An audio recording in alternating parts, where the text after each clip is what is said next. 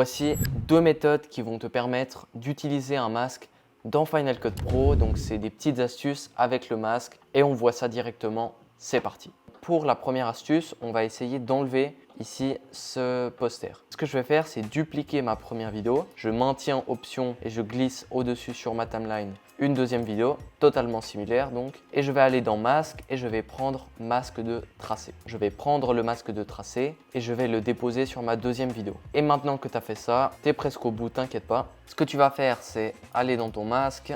Tu vas dessiner des points clés. Ici, je vais dessiner un point clé là, un point clé là.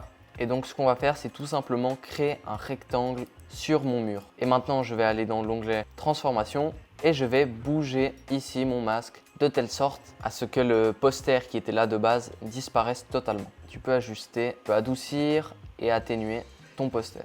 Et si tu trouves que ça se voit trop, tu vas simplement dans les couleurs et tu ajustes un peu l'intensité des couleurs. Tu peux changer un petit peu la teinte afin que ça ne se voit plus du tout. Bien évidemment, si on zoome dans l'image, on va toujours voir des petites différences de couleurs et on peut voir qu'on a bien enlevé le poster sans trop se casser la tête. Et maintenant, je vais te montrer la deuxième chose à propos des masques qui est assez utile à faire dans Final Cut Pro. Ce que je vais faire, c'est prendre cette vidéo-là, je vais la dupliquer à nouveau. Maintenant, je me rends dans masque de tracé, j'applique un masque de tracé là-dessus et maintenant, je peux par exemple découper une partie de ma vidéo. Je vais découper par exemple ici le poster qui est là.